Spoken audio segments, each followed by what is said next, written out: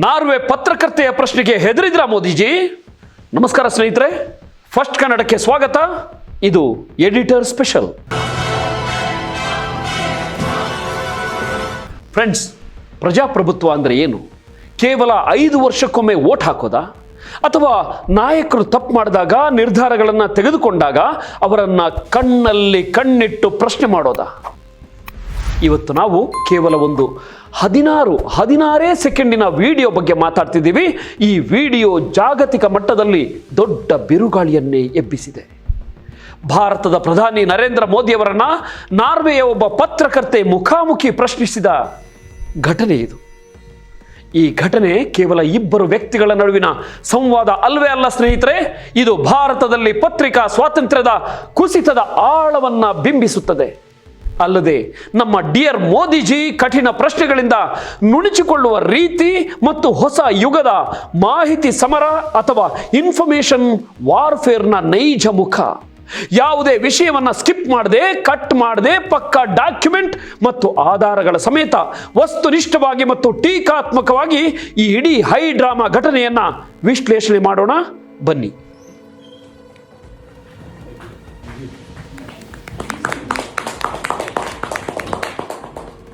Prime Minister Modi, why don't you take some questions from the freest press in the world?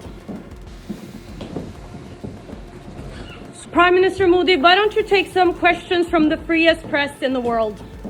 ಜಾಗತಿಕ ರಾಜಕೀಯ ವ್ಯವಸ್ಥೆಯಲ್ಲಿ ನಾಯಕರ ವಿದೇಶಿ ಪ್ರವಾಸಗಳು ಅಂದರೆ ಕೇವಲ ಬಿಸ್ನೆಸ್ ಡೀಲ್ಸ್ ಅಲ್ಲ ಸ್ನೇಹಿತರೆ.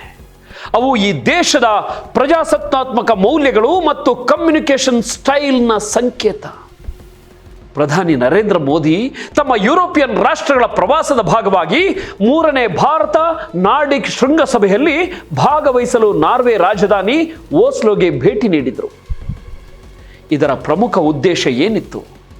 ಐಸ್ಲ್ಯಾಂಡ್, ಫಿನ್ಲ್ಯಾಂಡ್ ಮತ್ತು ಡೆನ್ಮಾರ್ಕ್ ಪ್ರಧಾನಿಗಳೊಂದಿಗೆ ದ್ವಿಪಕ್ಷೀಯ ಬಾಂಧವ್ಯ, ವ್ಯಾಪಾರ, ಹಸಿರು ಕಾರ್ಯತಂತ್ರ ಅಂದರೆ ಗ್ರೀನ್ ಸ್ಟ್ರಾಟಜಿಕ್ ಪಾರ್ಟ್ನರ್ಶಿಪ್ ಮತ್ತು ನವೀಕರಿಸಬಹುದಾದ ಇಂಧನ ಕ್ಷೇತ್ರಗಳಲ್ಲಿ ಪಾಲುದಾರಿಕೆ, ಜೊತೆಗೆ ಜಾಗತಿಕ ಭಯೋತ್ಪಾದನೆ ವಿರುದ್ಧದ ಹೋರಾಟ ಮತ್ತು ಇಂಡೋ ಪೆಸಿಫಿಕ್ ರೀಜನ್ನಲ್ಲಿ ನಾರ್ವೆಯ ಬೆಂಬಲ ಪಡೆಯೋದು.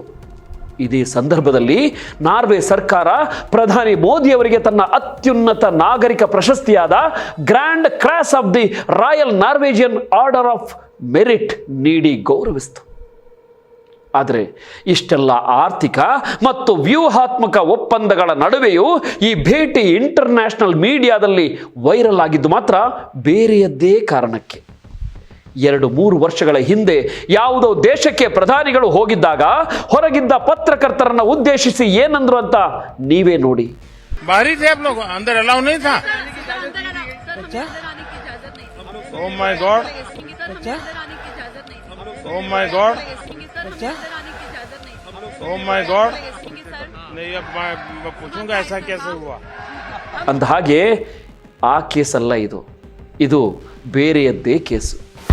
ಪ್ರಶ್ನೆ ಮತ್ತು ಶಿಷ್ಟಾಚಾರದ ಉಲ್ಲಂಘನೆ. ದಿನಾಂಕ ಮೇ 18, 2026 ಓಸ್ಲೋದಲ್ಲಿ ಭಾರತ ಮತ್ತು ನಾರ್ವೆ ಪ್ರಧಾನಿಗಳ ಜಂಟಿ ಪತ್ರಿಕಾಗೋಷ್ಠಿ ಆಯೋಜನೆಗೊಂಡಿತ್ತು.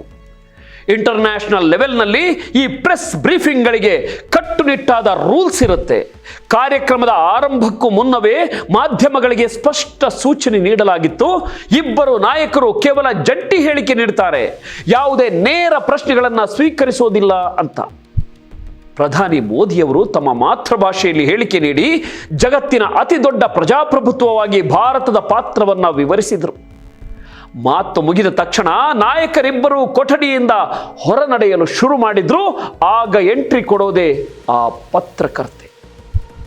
ನಾರ್ವೆಯ ಪ್ರಮುಖ ಪತ್ರಿಕೆ ಡಾಗ್ಸಾವಿಸೆನ್ ನ ಪತ್ರಕರ್ತೆ ಹೆಲ್ಲೆಲಿಂಗ್ ಸ್ವೆನ್ಸೆನ್. ಆಕೆ ರಾಜತಾಂತ್ರಿಕ ಶಿಷ್ಟಾಚಾರಗಳನ್ನ ಬದಿಗಿಟ್ಟು ತನ್ನ ಪತ್ರಿಕಾ ಧರ್ಮದ ಪಾಲನೆಗೆ ಮುಂದಾದಳು. ಜೋರು ಧ್ವನಿಯಲ್ಲಿ ಆಕೆ ಕೇಳಿದ ಆ ಪ್ರಶ್ನೆ, PM Modi, why don't you take questions from the freest press in the world? ಅಂದ್ರೆ ಪ್ರಧಾನಿ ಮೋದಿ, ವಿಶ್ವದ ಅತ್ಯಂತ ಸ್ವತಂತ್ರ ಪತ್ರಿಕಾ ರಂಗದಿಂದ ನೀವು ಯಾಕೆ ಪ್ರಶ್ನೆಗಳನ್ನ ತೆಗೆದುಕೊಳ್ಳೋದಿಲ್ಲ? ಈ ಪ್ರಶ್ನೆಗೆ ನಾಯಕರಿಬ್ಬರು ಉತ್ತರಿಸದೆ ಹೊರ ನಡೆದರು. Prime Minister Modi, why don't you take some questions from the freest press in the world? Prime Minister Modi, why don't you take some questions from the freest press in the world? ಆಕೆ ಸುಮ್ಮನಾಗಲಿಲ್ಲ ಸ್ನೇಹಿತರೆ. ಈ 16 ಸೆಕೆಂಡ್ಗಳ video ತುಣುಕನ್ನ X ಅಂದ್ರೆ ಹಿಂದಿನ Twitter ಇತ್ತಲ್ಲ ಅದರಲ್ಲಿ upload ಮಾಡಿದಳು. ಕೆಲವೇ ಗಂಟೆಗಳಲ್ಲಿ 8 ಮಿಲಿಯನ್ಗಿಂತ ಹೆಚ್ಚು ವೀಕ್ಷಣೆ. ಆಕೆಯ ಪೋಸ್ಟ್ನಲ್ಲಿನ ತೀಕ್ಷ್ಣ ವಿಮರ್ಶೆ ನೋಡಿ. ಭಾರತದ ಪ್ರಧಾನಿ ನರೇಂದ್ರ ಮೋದಿಯವರು ನನ್ನ ಪ್ರಶ್ನೆಗೆ ಉತ್ತರಿಸಲಿಲ್ಲ. ಅವರು ಉತ್ತರಿಸ್ತಾ ಎಂಬ ನಿರೀಕ್ಷೆಯೂ ನನಗಿರಲಿಲ್ಲ. ವಿಶ್ವ ಪತ್ರಿಕಾ ಸ್ವಾತಂತ್ರ್ಯ ಸೂಚ್ಯಂಕದಲ್ಲಿ ನಾರ್ವೆ ನಂಬರ್ 1 ಸ್ಥಾನದಲ್ಲಿದೆ. ಆದರೆ ಭಾರತ 157ನೇ ಸ್ಥಾನದಲ್ಲಿದ್ದು ಪ್ಯಾಲೆಸ್ಟೈನ್, UAE ಮತ್ತು ಕ್ಯೂಬಾದಂತಹ ರಾಷ್ಟ್ರಗಳೊಂದಿಗೆ ಸ್ಪರ್ಧಿಸುತ್ತಿದೆ. ನಾವು ಸಹಕರಿಸುವ ಶಕ್ತಿಗಳನ್ನು ಪ್ರಶ್ನಿಸುವುದು ಪ್ರಜಾಪ್ರಭುತ್ವದಲ್ಲಿ ನಮ್ಮ ಕರ್ತವ್ಯ. ಸ್ನೇಹಿತರೆ, ಇಲ್ಲಿ ನೀವು ಡೇಟಾವನ್ನು ಗಮನಿಸಬೇಕು. ಸ್ಕ್ರೀನ್ ಮೇಲೆ ನೋಡಿ. ವಿಶ್ವ ಪತ್ರಿಕಾ ಸ್ವಾತಂತ್ರ್ಯ ಸೂಚ್ಯಂಕದ ಅಂದ್ರೆ 2026ರ ರ್ಯಾಂಕಿಂಗ್ ಪ್ರಕಾರ ನಾರ್ವೆ 1ನೇ ಸ್ಥಾನದಲ್ಲಿದ್ದರೆ ಭಾರತ 157ನೇ ಸ್ಥಾನದಲ್ಲಿದೆ. ಜಾಗತಿಕ ಹೋಲಿಕೆ ಮತ್ತು ಭಯಮುಕ್ತ ವಾತಾವರಣದ ವಿಚಾರದಲ್ಲಿ ನಾರ್ವೆ ಅತ್ಯಂತ ಸ್ವತಂತ್ರ ಪತ್ರಿಕಾ ರಂಗವನ್ನ ಫ್ರೀಸ್ಟ್ ಪ್ರೆಸ್ ಅಂತಾರೆ, ಇದನ್ನ ಹೊಂದಿದೆ. ಭಾರತವು ಪ್ಯಾಲೆಸ್ಟೈನ್, UAE ಮತ್ತು ಕ್ಯೂಬಾ ಮಟ್ಟದಲ್ಲಿದೆ. ಪ್ರಶ್ನಿಸುವ ನೀತಿಯ ವಿಷಯದಲ್ಲಿ ನಾರ್ವೆ ಮುಕ್ತ ಪತ್ರಿಕಾಗೋಷ್ಠಿಗಳು ಮತ್ತು ಉತ್ತರದಾಯಿತ್ವವನ್ನು ಅನುಸರಿಸಿದರೆ ಭಾರತವು ಕೇವಲ ನಿರ್ದೇಶಿತ ಅಂದರೆ ಜಂಟಿ ಹೇಳಿಕೆಗಳಿಗೆ ಮಾತ್ರ ಸೀಮಿತವಾಗಿದೆ. ಪತ್ರಿಕಾ ಸ್ವಾತಂತ್ರ್ಯದ ಕುಸಿತ ಮತ್ತು ವಾಸ್ತವ. ಪತ್ರಕರ್ತೆಯ ಈ ಪ್ರಶ್ನೆ ಕೇವಲ ಅಹಂಕಾರ ಅಲ್ಲ ಸ್ನೇಹಿತರೆ, ಇದೊಂದು ಕಟು ವಾಸ್ತವ. ಏಪ್ರಿಲ್ 30, 2026ರಂದು ಪ್ರಕಟವಾದ ರಿಪೋರ್ಟರ್ಸ್ ವಿಥೌಟ್ ಬಾರ್ಡರ್ಸ್ RSF ವರದಿಯ ಪ್ರಕಾರ ಭಾರತವು 180 ದೇಶಗಳ ಪೈಕಿ 157ನೇ ಸ್ಥಾನಕ್ಕೆ ಕುಸಿದಿದೆ. ಸ್ವತಂತ್ರ ಮಾಧ್ಯಮಗಳ ಮೇಲಿನ ನ್ಯಾಯಾಂಗ ಕಿರುಕುಳ, ಕ್ರಿಮಿನಲ್ ಕಾನೂನುಗಳು, ಮಾನನಷ್ಟ ಮೊಕದ್ದಮೆಗಳು ಮತ್ತು ರಾಷ್ಟ್ರೀಯ ಭದ್ರತಾ ಕಾನೂನುಗಳನ್ನು ಬಳಸಿ ಪತ್ರಕರ್ತರನ್ನ ಗುರಿಯಾಗಿಸಲಾಗುತ್ತಿದೆ ಅನ್ನೋದು ಗಂಭೀರ ಆರೋಪ. ಒಂದು ಕಹಿ ಸತ್ಯ ಅಂದರೆ 2014ರಲ್ಲಿ ಅಧಿಕಾರ ವಹಿಸಿಕೊಂಡಾಗಿನಿಂದ ಈ ಮೋದಿಯವರು ಮುಕ್ತ ಮತ್ತು ಲಿಖಿತವಲ್ಲದ ಅನ್ಸ್ಕ್ರಿಪ್ಟೆಡ್ ಪತ್ರಿಕಾಗೋಷ್ಠಿಗಳಿಂದ ವ್ಯವಸ್ಥಿತವಾದ ಅಂತರ ಕಾಯ್ದುಕೊಂಡಿದ್ದಾರೆ. ಇದು ಮೊದಲನೇ ಬಾರಿಯಲ್ಲ ಸ್ನೇಹಿತರೆ. ಇದಕ್ಕೂ ಮುನ್ನ ನೆದರ್ಲ್ಯಾಂಡ್ಸ್ನ ಹೇಗ್ ಪ್ರವಾಸದಲ್ಲಿದ್ದಾಗ ಡಚ್ ಪ್ರಧಾನಿ ರಾಬ್ ಜೆಟ್ಸನ್ ಅವರು ಕೂಡ ಭಾರತದಲ್ಲಿ ಅಲ್ಪಸಂಖ್ಯಾತರ ಹಕ್ಕುಗಳು ಮತ್ತು ಪತ್ರಿಕಾ ಸ್ವಾತಂತ್ರ್ಯದ ಸವೆತದ ಬಗ್ಗೆ ಕಳವಳ ವ್ಯಕ್ತಪಡಿಸಿದ್ರು. ಹಾಗೆ 2023ರ ಅಮೆರಿಕ ಪ್ರವಾಸ ನೆನಪಿದೆಯಾ ನಿಮಗೆ? ವಾಷಿಂಗ್ಟನ್ DC ಶ್ವೇತಭವನದಲ್ಲಿ ವಾಲ್ ಸ್ಟ್ರೀಟ್ ಜರ್ನಲ್ ಪತ್ರಕರ್ತೆ ಸಬ್ರಿನಾ ಸಿದ್ದಿಕಿ ಮೋದಿಯವರನ್ನ ನೇರವಾಗಿ ಪ್ರಶ್ನಿಸಿದ್ರು.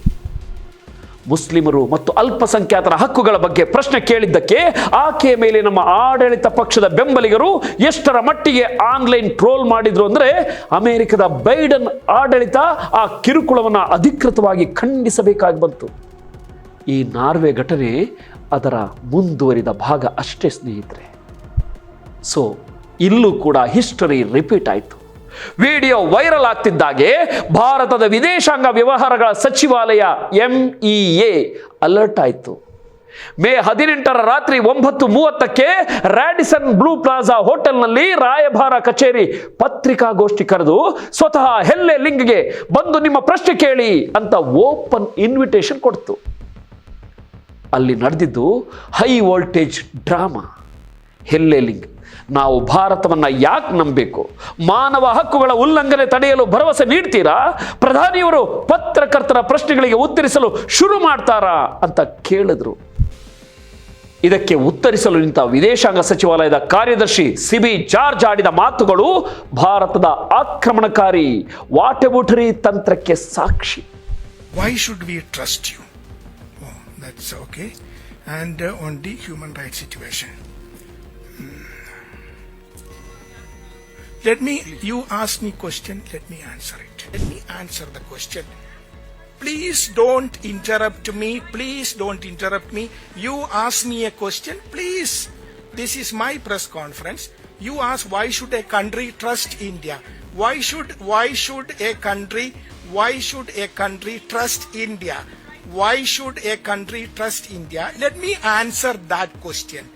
ಅವರು ಮಾನವ ಹಕ್ಕುಗಳ ಬಗ್ಗೆ ನೇರ ಉತ್ತರ ಕೊಡಲಿಲ್ಲ, ಬದಲಿಗೆ ಪಾಶ್ಚಿಮಾತ್ಯ NGOಗಳ ಮೇಲೆ ವಾಗ್ದಾಳಿ ಮಾಡಿ ಅವರನ್ನ ಗಾಡ್ ಫಾರ್ ಸೇಕನ್ ಇಗ್ನೋರೆಂಟ್ NGOs, ದಿಕ್ಕಿಲ್ಲದ ಅಜ್ಞಾನಿ NGOಗಳು ಅಂತ ಕರೆದರು. ಭಾರತದಲ್ಲಿ 200ಕ್ಕೂ ಹೆಚ್ಚು ಟಿವಿ ಚಾನೆಲ್ಗಳಿವೆ, 100 ಬ್ರೇಕಿಂಗ್ ನ್ಯೂಸ್ ಬರುತ್ತೆ. ಇದು ಮುಕ್ತ ಮಾಧ್ಯಮಕ್ಕೆ ಸಾಕ್ಷಿ ಅಂತ ಅಂದ್ರು CB ಜಾರ್ಜ್. 1947ರಲ್ಲೇ ಮಹಿಳೆಯರಿಗೆ ಮತದಾನದ ಹಕ್ಕು ಕೊಟ್ಟೆವು ಅಂತ ಪಾಶ್ಚಿಮಾತ್ಯರ ಇತಿಹಾಸವನ್ನೇ ಪ್ರಶ್ನಿಸಿದ್ರು. ಇದೆಲ್ಲಕ್ಕೂ ಕಳಶ ಇಟ್ಟಂತೆ 1.4 ಬಿಲಿಯನ್ ಜನಸಂಖ್ಯೆ, 900 ಮಿಲಿಯನ್ ಸ್ಮಾರ್ಟ್ ಫೋನ್ಗಳು, ಶೂನ್ಯ ಅಂದರೆ ಝೀರೋ, ಚೆಸ್ ಮತ್ತು ಯೋಗ ಹುಟ್ಟಿದ್ದೇ ಭಾರತದಲ್ಲಿ. ನಾವು ಕೋವಿಡ್ ಸಮಯದಲ್ಲಿ 100ಕ್ಕೂ ಹೆಚ್ಚು ದೇಶಗಳಿಗೆ ಲಸಿಕೆ ಕೊಟ್ಟಿದ್ದೇವೆ ಅಂತ ಬೊಟ್ಟು ಮಾಡಿದರು. ಸ್ನೇಹಿತರೆ, ಯೋಚನೆ ಮಾಡಿ. ಪ್ರಶ್ನೆ ಪತ್ರಿಕಾ ಸ್ವಾತಂತ್ರ್ಯದ ಬಗ್ಗೆ, ಉತ್ತರ ಯೋಗ ಮತ್ತು ಚೆಸ್ ಬಗ್ಗೆ. ಪತ್ರಕರ್ತೆ ಲಿಂಗ್ ಮಧ್ಯಪ್ರವೇಶಿಸಲು ಯತ್ನಿಸಿದಾಗ ವಾಗ್ವಾದ ಏರ್ಪಟ್ಟು ಆಕೆ ಕೊಠಡಿಯಿಂದ ಹೊರ ನಡೆದು ವಾಪಸ್ಸಾದ ಪ್ರಸಂಗವೂ ನಡೆಯಿತು. ನೆದರ್ಲ್ಯಾಂಡ್ಸ್ನ ಸಮಾನಾಂತರ ಮುಖಾಮುಖಿ. ಇದೇ CB ಜಾರ್ಜ್ ಅವರಿಗೆ 2 ದಿನ ಮುಂಚೆ ನೆದರ್ಲ್ಯಾಂಡ್ಸ್ನ ಹೇಗ್ನಲ್ಲೂ ಇದೇ ಪರಿಸ್ಥಿತಿ ಎದುರಾಗಿತ್ತು. ಡಚ್ ಪತ್ರಕರ್ತರು ಅಲ್ಪಸಂಖ್ಯಾತರ ಹಕ್ಕುಗಳು, ಪತ್ರಿಕಾ ಸ್ವಾತಂತ್ರ್ಯ ಮತ್ತು 2016ರಲ್ಲಿ ನಡೆದ ಇನ್ಸಿಯಾ ಹೇಮಾನಿ ಎಂಬ ಡಚ್ ಬಾಲಕಿಯ ಅಪಹರಣ ಪ್ರಕರಣದ ಬಗ್ಗೆ ಪ್ರಶ್ನೆ ಮಾಡಿದ್ರು. ಆಗಲೂ ಇವರ ತಂತ್ರ ಸೇಮ್ ಟು ಸೇಮ್. ನಿಮಗೆ ತಿಳುವಳಿಕೆ ಕೊರತೆ ಇದೆ ಅಂತ ಜರದ್ರು ಅವ್ರನ್ನ. ಅಲ್ಪಸಂಖ್ಯಾತರ ಬಗ್ಗೆ ಕೇಳಿದಾಗ 1947ರಲ್ಲಿ 11% ಇದ್ದ ಅಲ್ಪಸಂಖ್ಯಾತರು ಈಗ 20%ಗಿಂತ ಹೆಚ್ಚಿದ್ದಾರೆ ಅಂತ ಸಂಖ್ಯೆ ಕೊಟ್ಟು ಡಿಫೆಂಡ್ ಮಾಡಿಕೊಂಡ್ರು. ಇನ್ಸಿಯಾ ಪ್ರಕರಣ ನ್ಯಾಯಾಲಯದಲ್ಲಿದೆ ಅಂತ ನುಣುಚಿಕೊಂಡ್ರು. ಆದರೆ ಅಸಲಿ ಆಟ ಶುರುವಾಗಿದ್ದೇ ಸಾಮಾಜಿಕ ಜಾಲತಾಣಗಳಲ್ಲಿ. ನಮ್ಮ ಯುವಕರು ಅರ್ಥ ಮಾಡಿಕೊಳ್ಬೇಕಾದ ಅತ್ಯಂತ ಗಂಭೀರ ವಿಷಯವಿದು. ಆ ಪತ್ರಕರ್ತೆ ಕೇಳಿದ ಪ್ರಶ್ನೆಯ ಹಿಂದಿನ ತಾತ್ವಿಕ ಉದ್ದೇಶವನ್ನ ಚರ್ಚಿಸುವ ಬದಲು ನಮ್ಮ IT ಸೆಲ್ ಮತ್ತು ಆನ್ಲೈನ್ ಬಳಕೆದಾರರು ಆಕೆಯ ಮೇಲೆ ವೈಯಕ್ತಿಕ ದಾಳಿ, ಆಡ್ ಹೊಮಿನೇಮ್ಡ್ ಅಟ್ಯಾಕ್ಸ್ ಶುರು ಮಾಡಿದರು. ಆಕೆಯನ್ನ ಭಾರತ ವಿರೋಧಿ, ವಿದೇಶಿ ಬೇಹುಗಾರ್ತಿ ಅಂದ್ರೆ ಸ್ಪೈ, ಚೀನಾದ ಪ್ರತಿನಿಧಿ, ಚೈನೀಸ್ ಪ್ರಾಕ್ಸಿ ಅಂತ ಕರೆದರು. ಆಕೆಯ ಡಿಜಿಟಲ್ ಹೆಜ್ಜೆ ಗುರುತುಗಳನ್ನು ಹುಡುಕಿ ಆಕೆ ಹಿಂದೆ ಡೊನಾಲ್ಡ್ ಟ್ರಂಪ್, ಎಲಾನ್ ಮಸ್ಕ್ ವಿರುದ್ಧ ಬರೆದಿದ್ದನ್ನ ಮತ್ತು ಝಿ ಜಿನ್ಪಿಂಗ್ ಪರ ಬರೆದಿದ್ದನ್ನ ಮುಂದಿಟ್ಕೊಂಡು ಷಡ್ಯಂತ್ರ ಅಂತ ಬಿಂಬಿಸಿದ್ರು. ಆಕೆ X ಅಕೌಂಟ್ 2024ರ ಏಪ್ರಿಲ್ 10ರ ನಂತರ ಆಕ್ಟಿವ್ ಆಗಿರಲಿಲ್ಲ. 2021ರ G20 ಶೃಂಗಸಭೆಯಲ್ಲಿ ಮೋದಿ ಫೋಟೋ ರೀಟ್ವೀಟ್ ಮಾಡಿದ್ದನ್ನ ಬಿಟ್ಟರೆ ಬೇರೆ ಆಸಕ್ತಿ ಇರಲಿಲ್ಲ ಆಕೆಗೆ. ಅದಕ್ಕಿಂತ ಮುಖ್ಯವಾಗಿ ಮೋದಿಯವರ ಭೇಟಿಗೆ ಕೆಲವೇ ದಿನಗಳ ಮೊದಲು ಆಕೆಗೆ ಬ್ಲೂ ಟಿಕ್ ಸಿಕ್ಕಿತ್ತು. ಇದು ಪ್ರೀ ಪ್ಲಾನ್ಡ್ ಪಿತೂರಿ ಅಂತ ಟ್ರೋಲ್ ಮಾಡಿದ್ರು. ಕೊನೆಗೆ ಆಕೆಯ ಫೋನ್ ನಂಬರ್ ಲೀಕ್ ಆಗಿ ಆಕೆ ಸ್ಪಷ್ಟನೆ ಕೊಡಬೇಕಾಯ್ತು. ನಾನು ಯಾವುದೇ ಸರ್ಕಾರದ ಬೇಹುಗಾರ್ತಿಯಲ್ಲ, ನನ್ನ ವೃತ್ತಿ ಕೇವಲ ಪತ್ರಿಕೋದ್ಯಮ. ಟೈಪೋ ಮಿಸ್ಟೇಕ್ ಸರಿಪಡಿಸಲು ಬ್ಲೂ ಟಿಕ್ ತಗೊಂಡೆ ಅಂತ ಬರೆದುಕೊಂಡ್ಲು. ಡಾಕ್ಸಾ ವಿಷನ್ ಪತ್ರಿಕೆಯ ಪ್ರಧಾನ ಸಂಪಾದಕ ಲಾರ್ಸ್ ವೆಸ್ಟ್ ಜಾನ್ಸನ್ ಆಕೆಗೆ ಸಂಪೂರ್ಣ ಬೆಂಬಲ ಸೂಚಿಸಿದ್ರು. ಸ್ನೇಹಿತರೆ, ವಿದೇಶಿ ನೆಲದಲ್ಲಿ ನಡೆದ ಈ ಘಟನೆ ತಕ್ಷಣವೇ ನಮ್ಮ ದೇಶದ ಪಾಲಿಟಿಕ್ಸ್ನಲ್ಲಿ ಅಸ್ತ್ರವಾಗಿ ಬದಲಾಯಿತು. ವಿರೋಧ ಪಕ್ಷದ ನಾಯಕ ರಾಹುಲ್ ಗಾಂಧಿ ವಿಡಿಯೋ ಶೇರ್ ಮಾಡಿ ಅಡಗಿಸಲು ಏನೂ ಇಲ್ಲದಿದ್ದಾಗ ಹೆದರುವ ಅಗತ್ಯವಿಲ್ಲ. ಕೆಲವು ಪ್ರಶ್ನೆಗಳನ್ನು ಎದುರಿಸಲಾಗದೆ ರಾಜಿ ಮಾಡಿಕೊಂಡ ಪ್ರಧಾನಿಯೊಬ್ಬರು ಕಾಂಪ್ರಮೈಸ್ಡ್ PM ಗಾಬರಿಗೊಂಡು ಪ್ಯಾನಿಕ್ ಆಗಿ ಓಡಿ ಹೋಗೋದನ್ನ ಜಗತ್ತು ನೋಡಿದರೆ ಭಾರತದ ವರ್ಚಸ್ಸಿಗೆ ಏನಾಗುತ್ತೆ ಅಂತ ಟೀಕಿಸಿದ್ರು. ಕಾಂಗ್ರೆಸ್ನ ಜೈರಾಮ್ ರಮೇಶ್ ಸ್ವಯಂ ಘೋಷಿತ ವಿಶ್ವಗುರು ಡಚ್ ಪ್ರಧಾನಿಗೆ ಯಾವ ಬೋಗಸ್ ಜ್ಞಾನ ನೀಡ್ತಿದ್ದಾರೆ ಅಂದರು. TMCಯ ಮಹುವಾ ಮೊಯಿತ್ರಾ ಕೂಡ ದಾಳಿ ಮಾಡಿದ್ರು. ಇದರ ನಡುವೆ ಪತ್ರಕರ್ತೆ ಲಿಂಗ್ ರಾಹುಲ್ ಗಾಂಧಿ ಅವರ ಟ್ವೀಟ್ಗೆ ರಿಪ್ಲೈ ಮಾಡಿ ಫೋನ್ ಸಂದರ್ಶನಕ್ಕೆ ಸಿಗ್ತೀರಾ ಅಂತ ಕೇಳಿದ್ದು ಬೆಂಕಿಗೆ ತುಪ್ಪ ಸುರಿದಂತಾಯಿತು. ಬಿಜೆಪಿ IT ಸೆಲ್ ಮುಖ್ಯಸ್ಥ ಅಮಿತ್ ಮಾಳವಿಯಾ ಎಂಟ್ರಿ ಕೊಟ್ಟು ಆಕೆಯನ್ನ ಕರ್ತವ್ಯ ಲೋಪವೆಸಗಿದ ಪತ್ರಕರ್ತೆ ಅಂದರು. ರಾಹುಲ್ ಗಾಂಧಿ ನೇತೃತ್ವದ ಹುಚ್ಚು ಹಿಡಿದ ಕಾಂಗ್ರೆಸ್ ಈಕೆಯ ಅಸಂಬದ್ಧ ಬೊಬ್ಬೆಯನ್ನ ಇಟ್ಕೊಂಡು ಕುಣಿಯುತ್ತಿದೆ.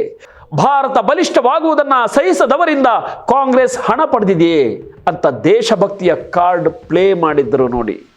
ಸ್ನೇಹಿತರೆ, ನಾವಿದನ್ನು ಕೇವಲ ರಾಜಕೀಯ ಟೀಕೆಯಾಗಿ ನೋಡಬಾರ್ದು. ಇದರಲ್ಲಿ ಡೆಮಾಕ್ರಸಿಯ ಎರಡು ಭಿನ್ನ ಸೈದ್ಧಾಂತಿಕ ಮಾದರಿಗಳ ಘರ್ಷಣೆ ಇದೆ. ವಿಮರ್ಶಕರು ಮತ್ತು ಪತ್ರಕರ್ತರ ವಾದ ಏನು? ಮಾಧ್ಯಮ ಡೆಮಾಕ್ರಸಿಯ 4ನೇ ಸ್ತಂಭ. ನಾಯಕರು ಕಠಿಣ ಪ್ರಶ್ನೆಗಳಿಗೆ ಉತ್ತರಿಸಿದಾಗ ಮಾತ್ರ ಪಾರದರ್ಶಕತೆ ಇರುತ್ತೆ. ಪತ್ರಿಕಾಗೋಷ್ಠಿ ನಿರಾಕರಿಸುವುದು ಅಂಜಿಕೆ ಮತ್ತು ಅಪಾರದರ್ಶಕತೆಯ ಲಕ್ಷಣ. ಆದರೆ ಸರ್ಕಾರದ ಮತ್ತು ಬೆಂಬಲಿಗರ ವಾದ ಬೇರೆದೇ ಇದೆ.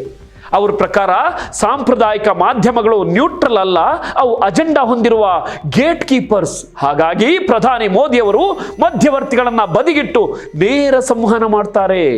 ಮನ್ ಕಿ ಬಾತ್, ಬೃಹತ್ ಸಮಾವೇಶ, ಸೋಷಿಯಲ್ ಮೀಡಿಯಾ ಮೂಲಕ ನೇರ ಸಂಪರ್ಕ. ಇದು ಟೆಕ್ನೋ ಪಾಪ್ಯುಲಿಸಂ. ಜೊತೆಗೆ ಭಾರತವು ಈಗ ಪಾಶ್ಚಿಮಾತ್ಯ ದೇಶಗಳ ಮಾನದಂಡಗಳನ್ನಂದ್ರೆ ವೆಸ್ಟರ್ನ್ ಸ್ಟ್ಯಾಂಡರ್ಡ್ಸ್ ಅನ್ನ ನೇರವಾಗಿ ತಿರಸ್ಕರಿಸುವ ಆಕ್ರಮಣಕಾರಿ ನಾಗರಿಕತಾ ರಾಷ್ಟ್ರ, ಸಿವಿಲೈಸೇಷನಲ್ ಸ್ಟೇಟ್ ಧೋರಣೆ ಅಳವಡಿಸಿಕೊಂಡಿದೆ. ನಾವು 5,000 ವರ್ಷಗಳ ಇತಿಹಾಸವಿರುವ ದೇಶ. ನಿಮ್ಮ ಪಾಶ್ಚಿಮಾತ್ಯ NGOಗಳ ರಿಪೋರ್ಟ್ ನಮಗೆ ಬೇಡ ಅನ್ನೋದು ಭಾರತದಲ್ಲಿ ಇತ್ತೀಚೆಗೆ ಹುಟ್ಟಿಕೊಂಡ ಹುಸಿ ದೇಶಭಕ್ತರ ನಿಲುವು. ಸ್ನೇಹಿತರೆ, ನಾರ್ವೆಯ ಆ 16 ಸೆಕೆಂಡುಗಳ ಘಟನೆ ಕೇವಲ ಒಂದು ಆಕಸ್ಮಿಕವಲ್ಲ, ಇದೊಂದು ಎಚ್ಚರಿಕೆಯ ಗಂಟೆ.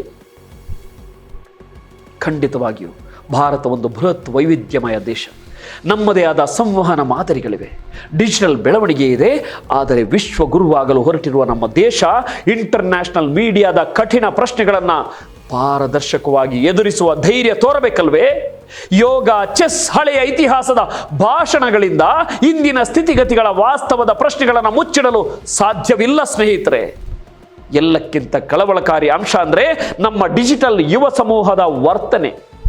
ಅಧಿಕಾರದಲ್ಲಿರುವವರನ್ನ ಪ್ರಶ್ನಿಸಿದ ಒಂದೇ ಒಂದು ಕಾರಣಕ್ಕೆ ಆ ಪತ್ರಕರ್ತೆಯ ಮೇಲೆ ಟ್ರಾಲ್ ಆರ್ಮಿ ದಾಳಿ ಮಾಡಿದ್ದು, ಅವಳನ್ನ ವಿದೇಶಿ ಬೇಹುಗಾರ್ತಿ ಅಂತ ಹೀಯಾಳಿಸಿದ್ದು ಖಂಡಿತ ಪ್ರಜಾಪ್ರಭುತ್ವದ ಲಕ್ಷಣ ಅಲ್ಲ. ರಾಜಕೀಯ ತತ್ವಜ್ಞಾನ ಹೀಗೆ ಹೇಳುತ್ತೆ: ಪ್ರಜಾಪ್ರಭುತ್ವವು ಕೇವಲ ನಾಯಕರು ಪ್ರಶ್ನೆಗಳಿಂದ ದೂರ ಉಳಿದಾಗ ದುರ್ಬಲಗೊಳ್ಳೋದಿಲ್ಲ. ಬದಲಾಗಿ ನಾಗರಿಕರು ತಾವೇ ಖುದ್ದಾಗಿ ಅಧಿಕಾರವನ್ನ ಪ್ರಶ್ನಿಸುವವರ ದನಿಯನ್ನ ಅಡಗಿಸಲು, ಅವರನ್ನ ದೇಶದ್ರೋಹಿಗಳೆಂದು ಬಿಂಬಿಸಲು ಶುರು ಮಾಡಿದಾಗ ಅದು ಅತ್ಯಂತ ಅಪಾಯಕಾರಿ ತಿರುವು ಪಡೆಯುತ್ತೆ.